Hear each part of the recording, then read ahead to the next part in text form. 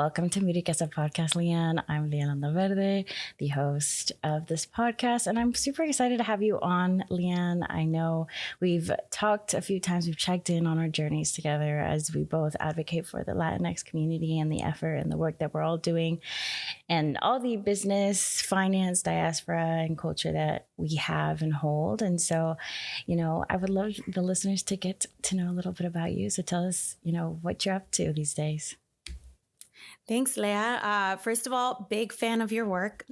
So glad that somebody who's from the finance industry is doing a podcast like yours that covers both in a way that's easily digestible. So thank you for your work. So my name is Lyanne Alfaro, and I am first generation Mexicana, originally from Chicago. This is where I am now again. But before this, I've done 8 years of full-time journalism. I fell into business journalism about 8 years ago. And in working for national newsrooms in New York City, I found that there was a lack of representation of BIPOC communities at a national level and a lot of very similar narratives when it came to money, which was a little jarring for me. But I saw as a big opportunity to really bring some of these voices to the front and center. My experience in terms of entrepreneurship and witnessing entrepreneurship growing up has been the most with the Latino community. Here in Chicago, I grew up on the northwest side of Chicago in a very working class immigrant neighborhood where a lot of people were these folks who were launching their small businesses at the time. My dad was one of them. He launched his own carpentry and home remodeling business. And I saw really what was possible with the resourcefulness of our people, the grit of our people. Also, a lot of characteristics that are used to describe us, which can be a double-edged sword. Yeah. Because we still definitely need resources in order to help us achieve greater heights of wealth and financial independence. But I really focused these last 8 years on bringing Latino stories to the forefront at national outlets, and in the journey launched my own outlet called Moneda Moves, which is a newsletter and podcast that covers these kind of stories and specifically focuses on first builders that are building system structures, companies looking to solve systemic issues. Yes, your work is out there and I see it. I see you at Nasdaq. I see you, obviously you work at Google now these days. And obviously I've seen the moves that you've made with your podcast, Moneda Moves. And so big congrats. I just want to give you a huge shout out because for sure you've been doing a lot of work and I can see it and we can see it. And, I love the representation. I love the work that you're doing because I think there's so many takes on building wealth as a first gener, right? There's so many perspectives. And so most of the time we're just a statistic. We're just a statistic in this environment. Oh, Latinos are this, Latinos are that. But we never really get to see the beautiful things that come out of all of our hustle, all of our grind. And even when we sit at the bottom of the wealth gap, there's so much success that has come from our people. And there's so much more success that is coming. More and more metrics are coming out about the growth of our community and the impact that we're having in the United States. And there's a statistic that I was looking at a few weeks ago that really showed out to what our community has built here in the United States. And so the statistic says that we're the third largest growing economic group in the world, behind China and India, actually. And that is just based off GDP. That is based off growth here in the United States. And to me, that shows a shift, right? A shift in when we used to just only be the back end. We used to just run the country and no one really knew our statistic of our worth, of our trailblazing energy that we bring to this economy.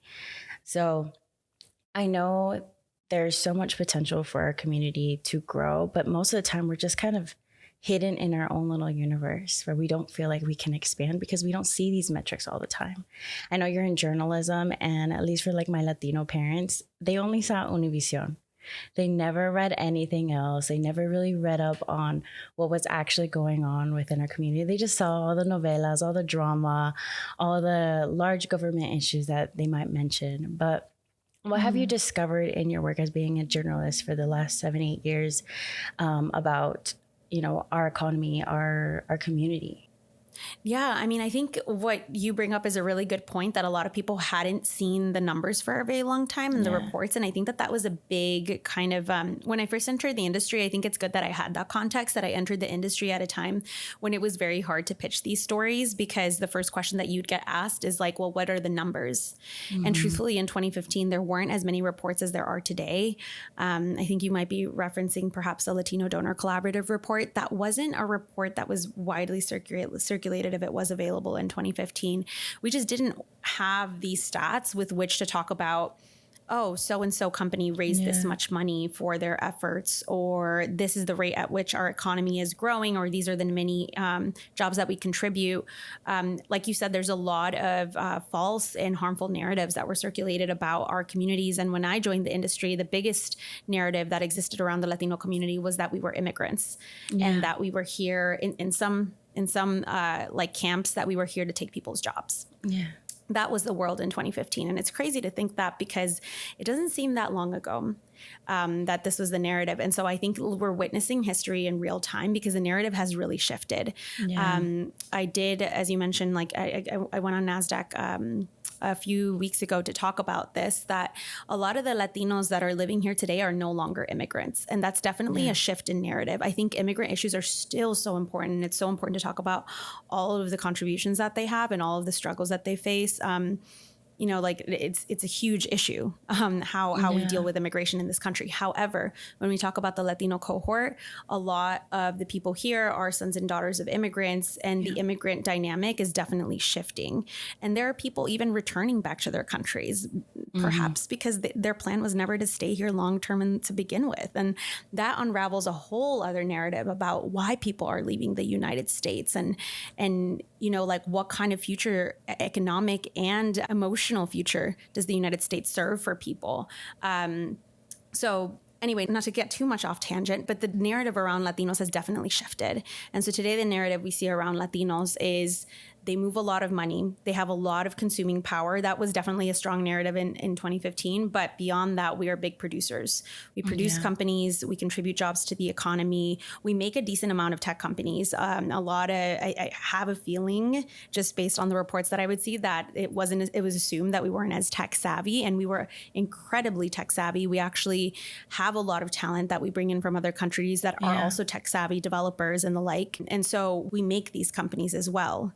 I think the stat that Stanford Latino Entrepreneurship Institute reported was that 20% of our companies or so developed were tech companies. And so there's a lot of myth busting that is happening right now in real time. There's a lot of wealth accumulation that is happening. A lot of folks landing in roles like the one that I'm in tech, and that are able to kind of learn these investing strategies, learn these not just saving strategies, but also plan towards a future. But also entrepreneurship is a big wealth builder and diversifying our incomes.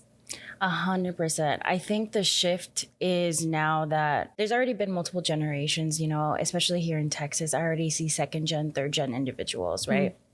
And so what I've noticed as well is that now that we've been here longer and our parents have already gone through their esfuerzo, they've motivated their children to pursue degrees, to pursue careers, to pursue their wildest dreams, entirely to pursue a career in corporate that pays you a mensualidad, right? Or like a salary.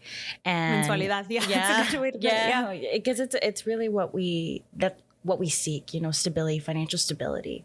That's the narrative that my parents pushed for me growing up. They're like, Leah, you need to go to school. You need to be smarter than us. I went to third grade. You need to get on your ass and study, because that's why we had you here. That's the motivation that they had. We have kids here now that can change our story, that can change our cycle.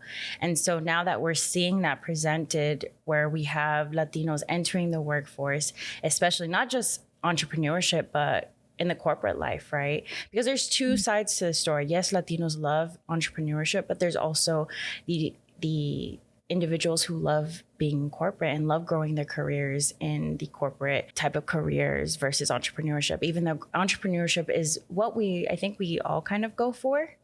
All I know is entrepreneurship from my parents. My parents came to the U.S., started their business eventually over time. They are also in construction.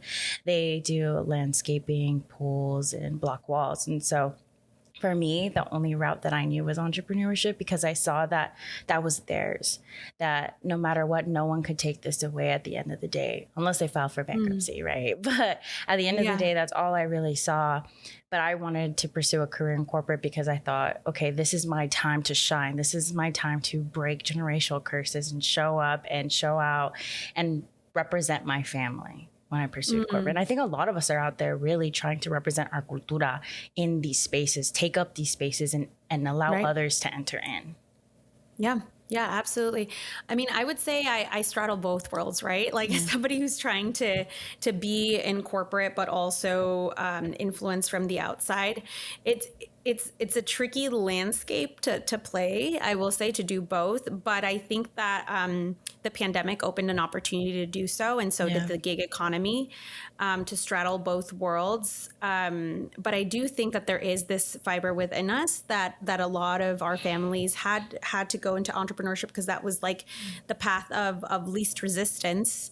And now it's a skill that we've learned because it's something that our parents or elders modeled. So I agree with that. Yeah. And now the growth is like seen, because all I hear when I talk to investors or just people in the field of VC, they're like, oh yeah, Latinx economy booming. Yeah. Yeah, no, absolutely.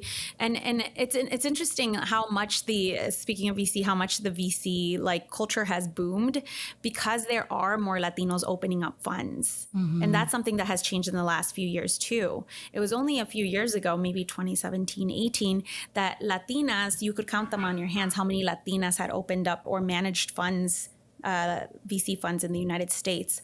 But now we're seeing a point where more and more Latinas, more and more Latinos are opening up funds because they realize that this is a way to represent, but also actually funnel investment, and that Latino companies are profitable. This isn't just an impact fund. Yeah. It's not like a charity case. This is actually a profitable decision because Latinos are developing companies at such a quick rate because they are so resourceful. One of the big qualities of a successful startup is you're able to do more with less. And like, I mean, doesn't that sound like someone we know? So again, can be a double-edged sword, but this is big in startup culture, right? Doing more with less. Investors want to see that you're able to do the most with the limited amount of funds that you have.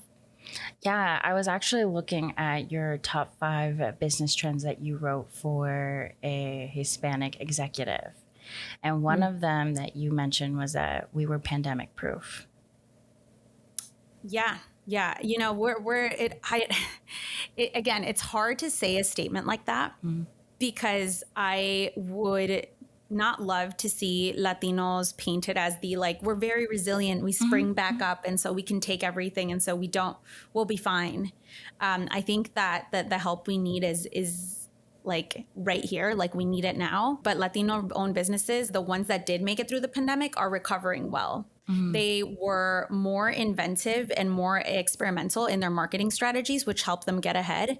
So they got on social media. They knew how to do content marketing online. They knew how to reach their audience.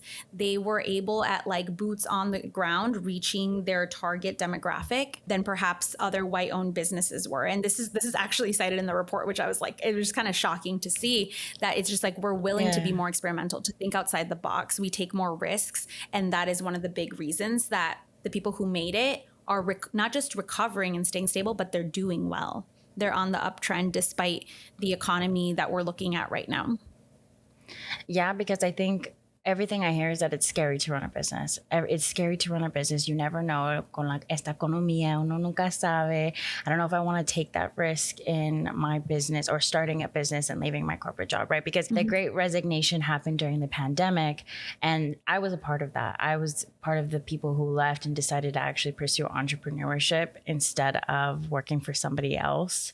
Because at that point in time during the pandemic, I think everyone questioned their ability to work a 9-to-5 and balance that out with their life and what values really mattered. And that's also another thing that I saw during the pandemic is a shift in entrepreneurs, a shift in people starting their businesses. You know, I had so many friends start eyelash businesses, brow businesses, they started hair salons. They started so many things because they took the power into their own hands at that point. And I think that that was really beautiful to see. I think that because more people were doing it too, it's like we enter a group think, right? Where, oh, if my neighbor is doing it or somebody that I really trust or my friend is doing it, like I can do it too, you know? And like also the world we were pretty reflective, I think, during the pandemic. And so things like that, more experimental, could be considered experimental things that wouldn't have been so common before the pandemic. We were very open to that. You know, and that's a story that I would like to do. I would love to check in on people that went through the Great Resignation and see how they're doing now, because I feel like as far as reports on job trends and work styles go, which it's interesting, there's been so many phases since then in terms of like work styles and how corporate America refers to that. But I do wonder how entrepreneurs are doing today, because I think that there is a great amount of resilience in the Latino community, but I also see these stats about Latinos not getting approved for loans easily above 50K and funding drying up in the VC landscape. And so I do wonder, you know, how are we doing? How like beyond the money, right? Because it looks like the investment numbers are not the same, but like how are we doing, like in terms of like emotionally and in terms of like security, like what does that mean for the way that we work in the future too? Because I think that this impacts the way that our behavior in the economy.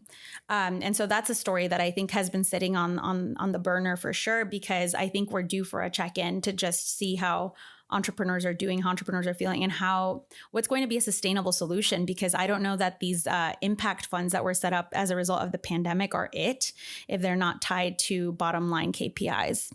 Yeah, I think the pandemic really shifted the way entrepreneurship was taken, because even today I'm in an accelerator program because I do want to start something of my own. I want to elevate my business and take it to the next level. And obviously I'm a Latina looking for funding.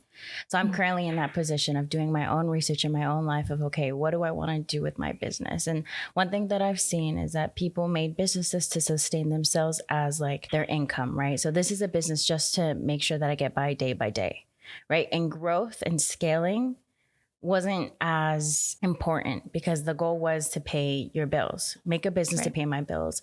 I scale as I go. I'll scale as I can, right? But then you get to a tope, you get to the line, right? Where you're just like, okay, either I expand and grow and decide that I need funding for the next level, or I stay constrained and capped out at the income that I make, or I create another, whether it's a new service, a new business or something, right? Because I'm in this accelerator program that I'm in. There's a few people who want to start businesses, and I ask about, you know, their scaling, how are they going to grow? And a lot of them, they're like, oh, I'm tapped out. I'm a one person business and that's all I want. I don't want employees. I just want to make sure that it's me, and that I grow to tap 1,000, clients, and or users or whatever they wanted for their business. And that was it. And I was thinking about that the other day of how I used to think like that too. I used to think that, okay, if I have enough clients, this pays this bill. If I have, 10 clients, then I know I'm making X amount of income which covers all my expenses, and I don't need to grow any more than that. Or if I do, that's saving money, that's investing money, that's paying off debt money. Like that's the module that I was using during the pandemic of just like, I need to make sure I get by, because I did quit during the pandemic. I started during the pandemic, but I did see a lot of growth during the pandemic. But even now, post, I guess you could say pandemic, now that we're entering, I do feel the tightness of the economy. I do feel how inflation has impacted food, like the cost of goods in general. I remember when I moved out of my parents' house, which was a year and so ago, the first thing I felt when I got my own apartment was buying groceries. I think it was the first time I spent like $200 on like half a basket worth of food. And I was like, I remember $200 used to fill like 2 baskets worth of food. Like my parents and I used to go to Walmart. We used to freaking put so much food in there. And I remember the bill being $250. And I was like, wow, that's $250 worth of food. And now when I go to the store and I, put, leche, huevos, we had a whole even huevo crisis here. Eggs. The eggs crisis. It's like if you see someone picking up eggs at the grocery store, you're like, you sure about that? Yeah, you sure about that. And like, what you working in? Yeah. Like I was thinking about all of that, you know, as I've transitioned to, again, independence after moving, like I live with my parents, then I moved out again. And it's just like, wow, like the economy that we're in is very different. And one thing that I 100% notice is that when growing up, my parents would save every little penny they earned because they couldn't earn more than what they did at that point.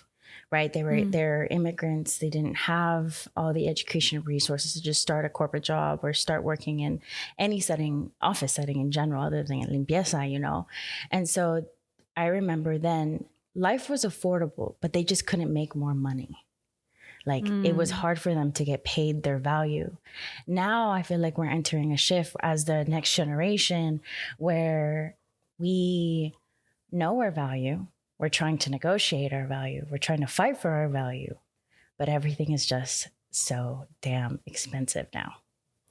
You're 100% right. Yeah, everything is really expensive. The cost of living is ridiculous. And, you know, when it comes to home ownership, people who want to use home ownership and like perhaps have a property where they can make some passive income, like that even seems hard in a lot of big cities. Like even if you were to stay in your neighborhood and try to rent it from someone from el barrio, like that seems really like difficult. Although I will say I did report on home ownership, and a lot of Latinos are actually consistently staying stead strong to increasing home ownership in the United States. So those numbers look good, but home ownership is expensive.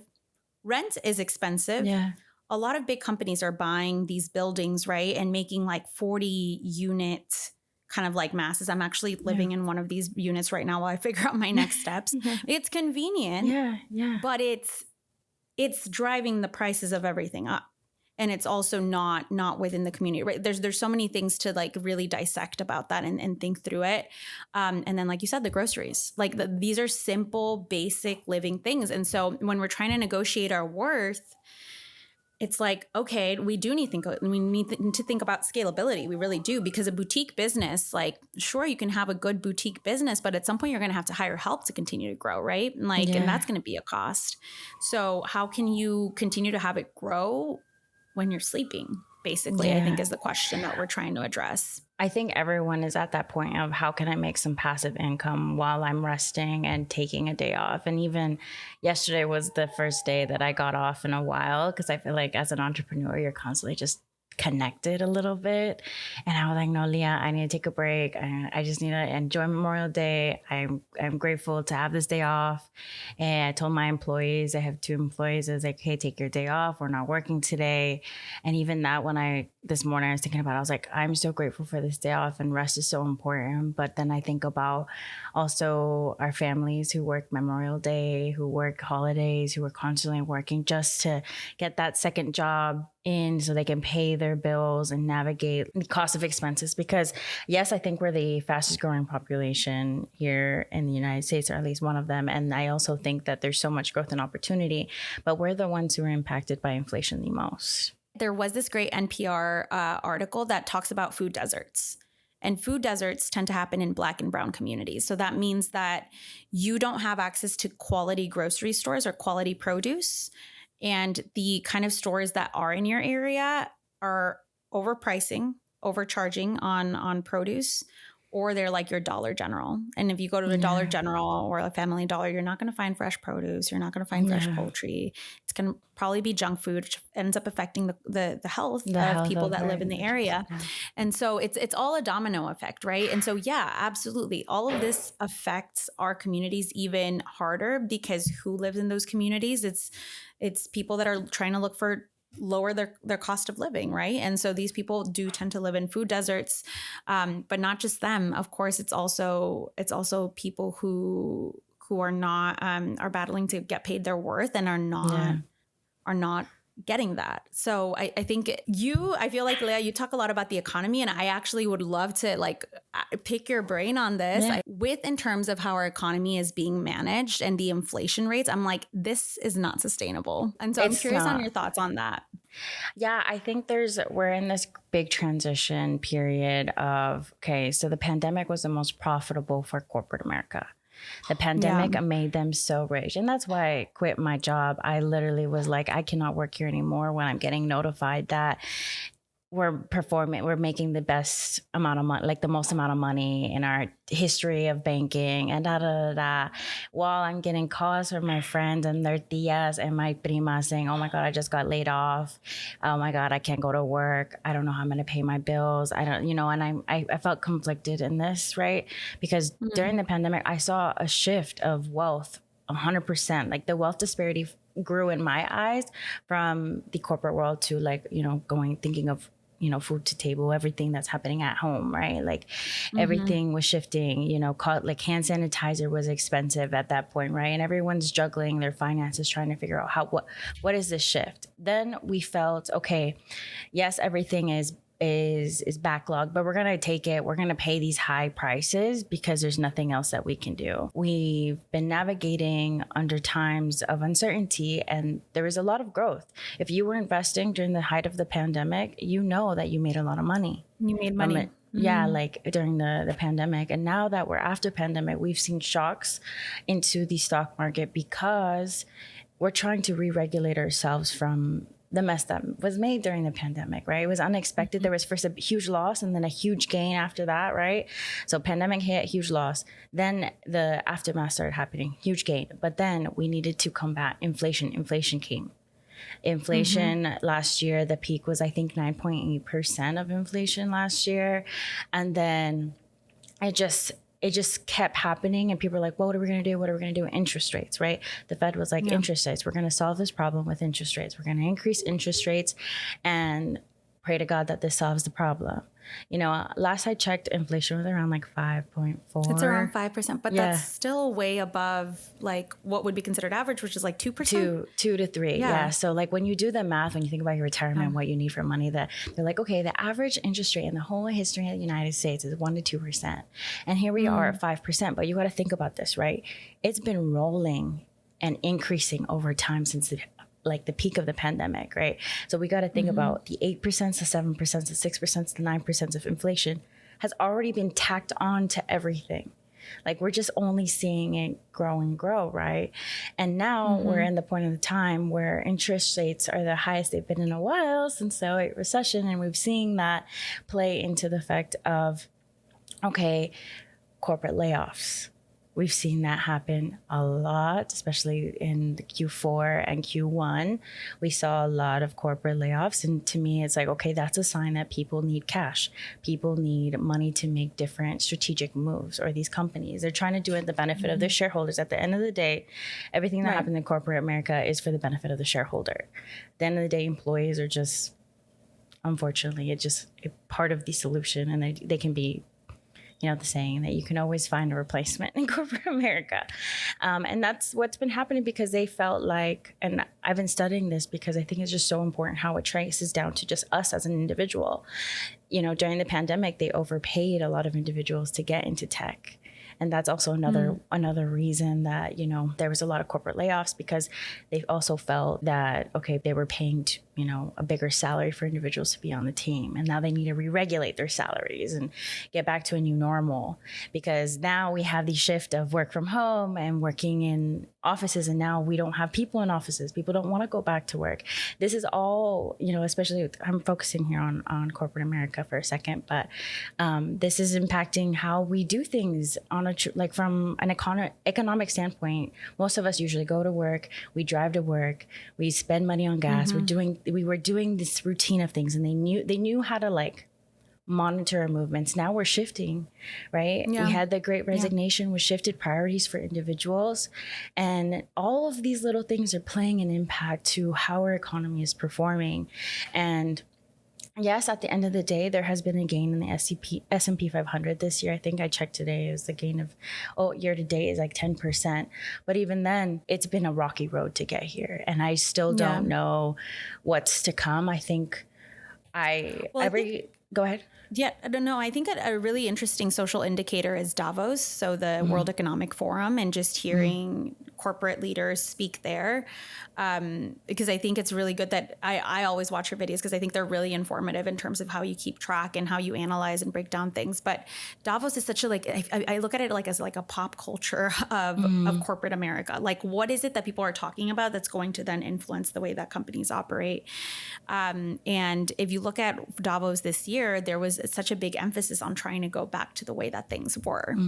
And so, I mean, because I do have a corporate job, I'll limit my remarks on that. But if you watch all of the headlines that came out of Davos and World Economic Forum, it was a lot of this rhetoric of trying to go back to the way that things were, to this office life, even if things had clearly shifted because the pandemic had made it as such. And so clearly, like, to your point, could see that from a social context as well, seeing people like Bob Iger say things like, we need to all go back to the office. Like, it's like, there's this pressure to kind of try to go back to the way things were. But clearly we're living in a different world right now where people have seen and gotten a taste of a different lifestyle and reevaluated their priorities.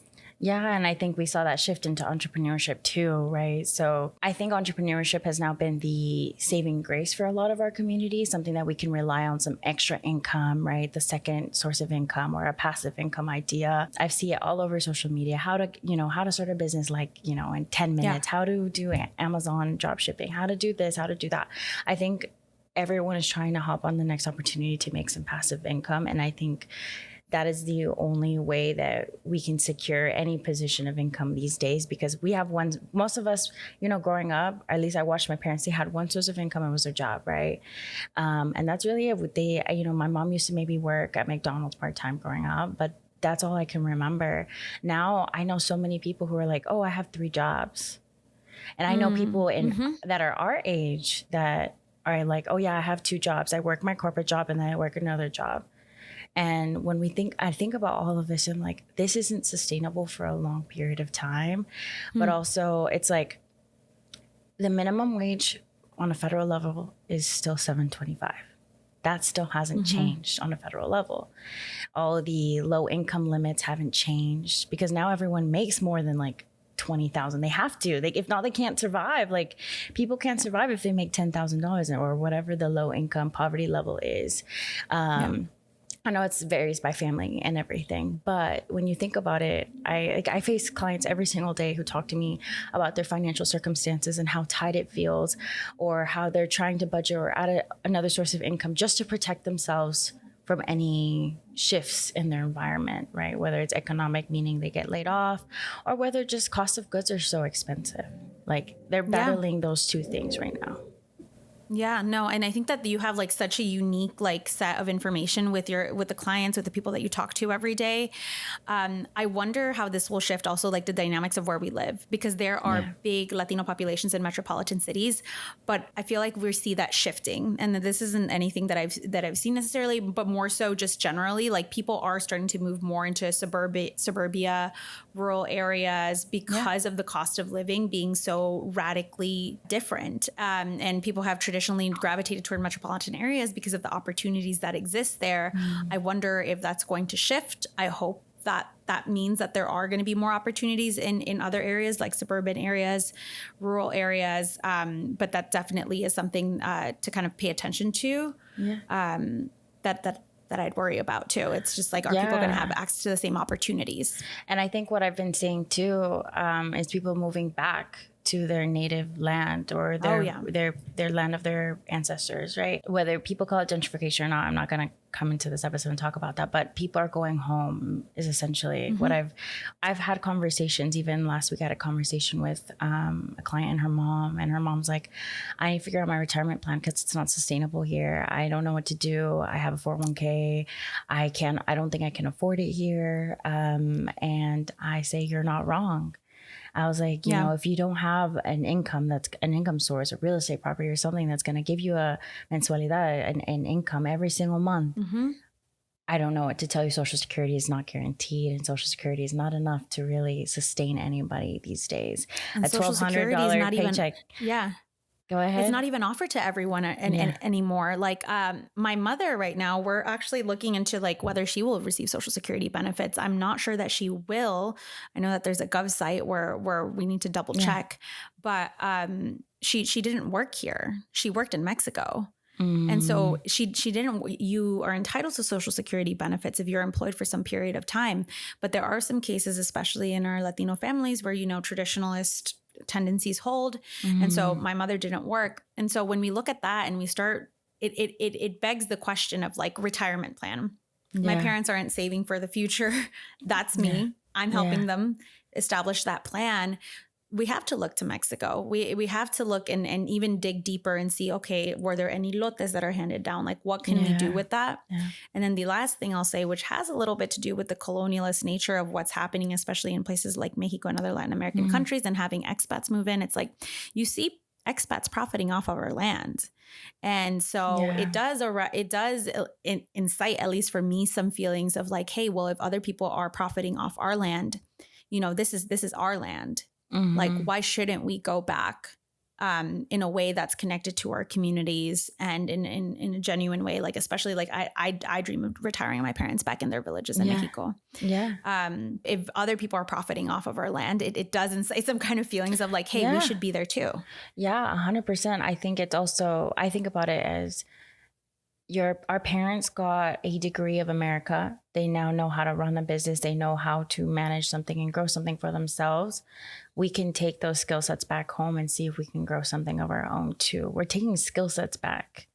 And that's something that's why they came to the US, to create whether business, life, gain skill sets, knowledge of how to run things, how to make money. And I guess the end goal now is that they're seeing is, well, we can't afford it here. Might as well go home and make their dollars expand further, because like you said, Social Security might not happen for your mom. And for some people, it's less than $1,000, depending on what they have, their assets, todo acumula. And if you haven't worked, there's so many things that impact that. But it's really important for anyone who's listening, who hasn't checked, you can go to socialsecurity.gov, create an account and see what your estimated payment will be. You don't have to be in your 50s or 60s to sign up. It's free for everyone to check. And so it's a fear, right? Especially from a first gen perspective of like, okay, what do I have to be as my parents, security for them?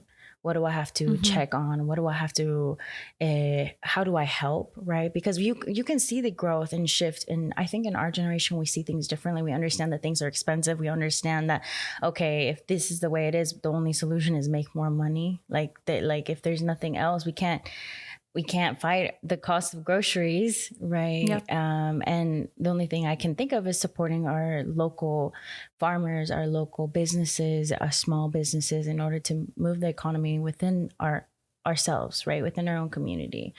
Other than that, from a bigger scale, most of our family likes to go to Walmart anyways to save money, right? Or el mercado anyways, to try to, get the best groceries at the best price. Like our parents are always hunting down, at least my parents are. They're trying to hunt down the best prices. No. Aldi was what we grew up on, right? And I'm really grateful that they've kept their prices what I consider to be reasonable. But no, I totally agree with you. You did mention something interesting that I think I'd love to touch on too, and that's investing in our own community. I was actually speaking with Rita Bautista, who's founder of Latina Podcasters. Right now, she's in the Stanford Scaling Business Program, and she's done pretty well for her radio network business, made more than $1 million last year. She was talking about how important it is that we invest in our communities, because so much of Latino dollars, who were seen as big spenders, go outside of our communities. Yeah. And so when we talk about us being the 5th or the 3rd largest GDP in the world, we're not able to fully reap the potential of what that GDP is if that money is exiting our community. Yeah. And oftentimes it does. Those dollars don't stay. I'd forget the stat of how many times the dollar makes a rotation around our community before it exits. And so I think it's super important for people to be mindful when they can be, about where they spend their money, and think about it in terms of like, is it staying in our local communities? And of course Latino, but like our local communities, like the communities that are investing and pouring back in, or is it leaving to a big conglomerate corporation or a big whatever. corporate or chain business, whatever it may be, right? Or even chain businesses. There are local chain businesses in Chicago that invest back into the community. But just being aware of where your dollar is going when you have the privilege to, I think it's huge. I think if we all were a little bit more mindful, I think it could make a big shift because we operate in a capitalist ecosystem, right? Yeah, but the thing is, I feel like Latinos are very socialist in the sense that we love to give back to our community. At least we try, or we keep things in within community. You know, tandas are still a big thing within our community. And I think it takes a shift to your values when we think about your core values. I think people neglect their core values in the things that they do, even with money. They just think money goes and pays for the things that I want. It just comes and goes, versus thinking about money as a tool to give back to your own community too, right? Because our dollars do matter. Where our money goes and sits also matters, right? I've talked about the banking industry for a really long time, and how there was a report from Wall Street Journal talking about the millions of dollars that Americans lose by banking with big banks who offer savings accounts of like 0.01%. And our parents are over here thinking they're doing a great move by going to a big bank and having it safe, when they're also losing money in the potential of interest right now because of high yield savings accounts that are being offered through online banks. And even credit unions are even offering a little bit of a higher yield, like 1 or 2% of interest on savings. And that's just a lot of money that is sitting in banks, not accruing interest, while there's obviously that if you had that education, if we can tell our parents, if we can provide a safe trust into the banking system, which will take forever unless someone comes up with a solution. But until then, even our money is locked away and not working for us. No, and I think that's like that's next level for sure. And I'll be candid here with credit unions. I think they're such a great concept, but I do think that sometimes people also want the convenience, right? In which case, like high yield savings accounts are also great. I think that a lot of people go for convenience and like universality, and I think it's also accessibility too. I think it's accessibility, right? Where are these banks at, and can they take the client without cash out? Yes, cash, if they can take them without a social security number, because also bigger banks have now adjusted their regulation to take like ITIN, individual tax identification number, which isn't a social security number, but anyone can get an ITIN. And so, like I said, I can see the shifts, right? People want access to our community because they know we can make money. They know that we move money. And I think for listeners and for individuals, I want you to take a step back. People want to profit off you. They have for generations. And I think this is a way for you to think about, how can I make an impact to give back to my community, or even just have values with my dollars, right? As we're shifting into this new era, because I think we're shifting. I think we're entering a new era of a financial system that has now gone through a recession, a housing recession, now a pandemic recession. And now we're just kind of navigating the aftermath. And they just came out with the debt ceiling limit budget and everything on Monday. They figured all that out. Hopefully we don't default this summer, because the government's still, is struggling to pay their own bills. So as you can see from a consumer perspective, there's so many marginalized communities struggling to pay their own bills. So is America. So that's just a perspective to, people to take in, that I like to say, no matter what's going on in the economy, we have to focus on our own economy, or the economy of our community, because we are shifting, we're growing. And the more that we stick together, and the more that we think about, okay, the bigger scale. I know I know it's hard for us to think big picture, to think long term, but like, there's a statistic that by 2050, 1 in 4 individuals is going to be of Hispanic, Latino descent.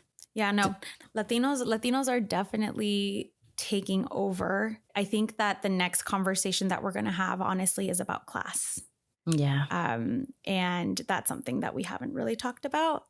But I do think that when we look at and this isn't meant to fragment our community, I think it just means we need more awareness around that, around the fact that not all Latinos are the same, which is like, of course, like it's it's a given, but like when we start thinking about it, there's so much different class. And when you think about the immigrants from different countries, some immigrants have immigrated here because they have the money to escape a not great situation in their country that was financial, socioeconomic, what have you, right? So I think that it's to be determined as to how we can work with each other, right?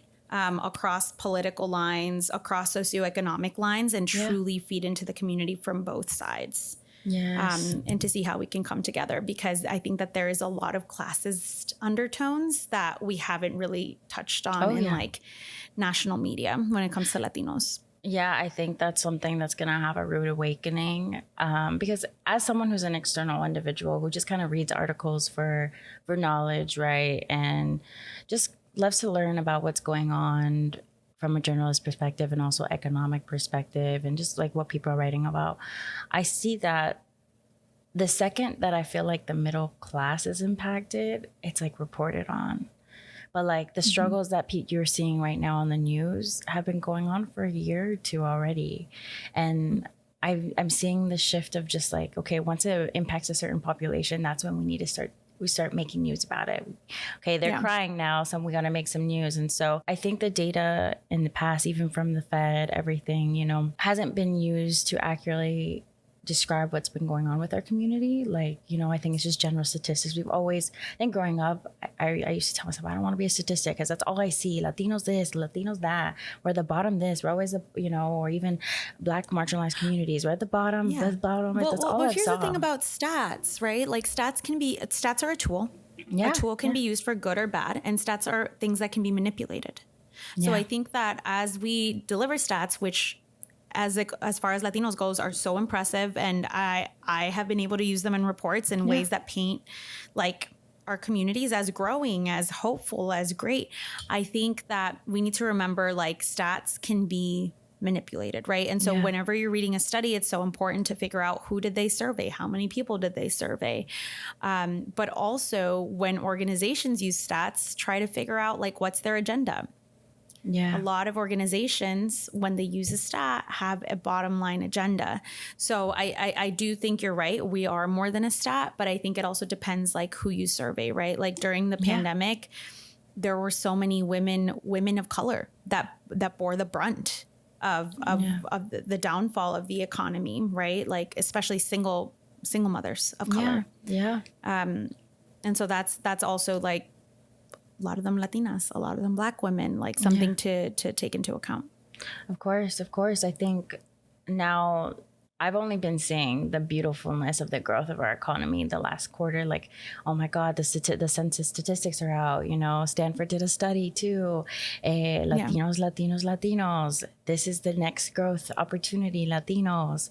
And I've only seen it from the capitalistic side of everyone wanting to invest in our communities, wanting to take that opportunity, right? So for everyone listening, just know that we're on the news. I was seeing on TikTok, it's like Latinos are trendy. They're trendy now. We're trendy now. We're part of a trend. Yep. I mean, look at the music. Look at right now, like what's dominating the waves, at least from where I stand, it's reggaeton and also Black music, essentially. Yeah. Like Afro beats. That's where I was going. Yeah. And we also see a shift with not rancheras, sorry. Banda. Yeah, sorry. Yeah, I didn't want to say that. Yeah. And it's funny because I've seen TikToks about this too. I think TikTok's such a great social pulse. Yes. Banda, for some Mexicans, was seen as low-class music. And it's interesting to see it now entering the mainstream. And mind you, I never listened to too much banda because sometimes it was a little too loud for me. I was a little bit of a quieter girl. I only recently got into reggaeton, honestly, in the last few years because, again, I'm a storyteller and I love the stories. I was like, oh my God, this is like the hip hop of Latin music. Yeah. Like there's drama, there's all this stuff. But banda is making its way into the limelight. And again, there's the class. I think this is so interesting because I think there's classist undertones to the way that banda was seen before, where people were like, oh, eso es pa clase más baja. Some people in Mexico. And now it's entering this limelight and people are able to appreciate it in a whole new way. So I think it's going to be interesting to see how this, like the culture, how we can use it and to express ourselves, to express our pride, but also be mindful of the fact that people will try to capitalize on that, to your point. Oh, they are. Oh, I saw Ice Cube. Ice Cube did a collab with some banda artist, and I saw someone else. Like, everybody's jumping on everyone. And I mean, the opportunities there are great. And I love supporting other people of color together in their artistry and their work, right? But I even see like the shift from la gente de México y la gente de los Estados Unidos have a whole different perspective on, like, por ejemplo, peso pluma.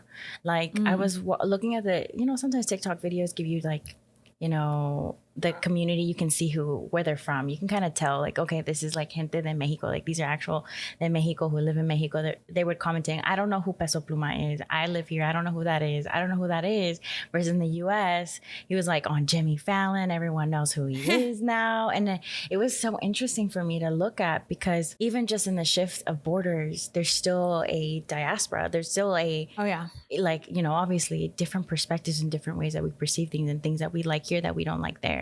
So it's just really crazy to see the difference in the two. And yes, Latinos are trendy now. We're part of the trend, but also watch out. This is your time as creators, as artists, as business owners, entrepreneurs, is really to have your back in understanding the environment you're in, and also getting your value, getting your worth out of everything that you do. Because I think also, because we are trendy, people think that, okay, we're trendy and affordable. Like we have been for the longest time. Affordable. We're not trendy and affordable anymore. We've done our research. We're watching TikTok videos and educating ourselves on how to pitch ourselves, on how to get increase in our salary, on how to pitch our businesses. And we're learning and we're adjusting and we're growing. And that's why I wanted to connect with you on this, because I know you see this time and time again of reports and statistics and data of the growth of our community. But we just see that and say, oh, yay, we're growing. But we don't take action and take that as a thought into our own lives of like, how is that going to impact my business? How is that going to impact the way that I make my own Moneda Moves? Like how is that going to impact me at the end of the day, if I know that Latinos are the, biggest growing economy in the US, right? Or like, the Latinx economy, right? So, and I feel like, I mean, my parting words on that theme would be, this is the time to trademark metaphorically or literally your ideas. Like, actually, I trademarked Moneda Moves. And I see a lot of Latinos trademarking their businesses, but also like claim your ideas, claim them, like make that business, pitch that idea, bring it to the limelight, pitch it to the world. Also, like, pitch it to corporations, but say, hey, this is my business and this is what it's worth. This is the retail price. Like, there's no family discount here. Like, this is the time to lean into that, right? Like, if you have a good idea, like, go execute on it, because right now the spotlight's on us. Yeah. And right now is the time to claim that idea and not have someone or another entity claim it as their own later.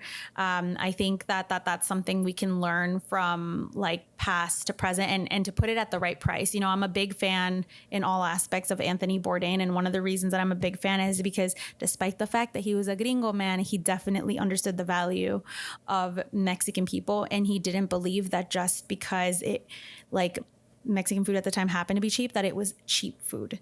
Like, he understood the significance of giving credit where it's due, studying something with respect, collaborating with the people that made it, and also valuing it at its proper price.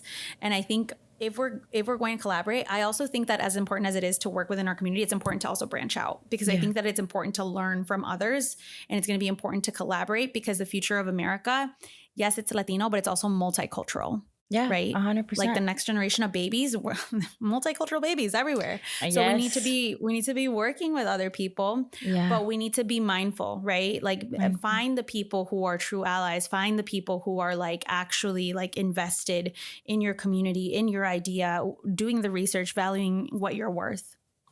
Yes, it goes back to understanding that we can help our community, but also the shift, right? What's the shift that's happening? United States has always been known as a melting pot. And yes, I feel like there's times where we're unified and there's times that we're not unified, right? But now more than ever, I think it's our opportunity to connect, grow, expand, tell our stories, share it with everyone that we feel like we can have a safe space with them, right? And also understand and be mindful of not everyone is going to be your friend and ally, but also take up the space, speak your truth, and protect your assets, protect your ideas, protect your growth, because we're shifting. I feel it. We're shifting. This is a new era. And I think more mezclas are going to be happening, more diversity in our communities. Like you said, this is multicultural. The United States is multicultural. We're going to be more multicultural as we go. And it's something that we're going to have to accept, that we're going to have multi-diverse babies, next generations of different pensamientos, different culturas, all merged into one. I'm really excited to see it more and more, because I think that's the beauty of this country. Yeah, no, cosign, completely agree. And I think I agree with everything you said. Protect your ideas, protect your growth, but definitely look out for other people that are in the same thought camp as you are. Yes, 100%. This is a time to really share.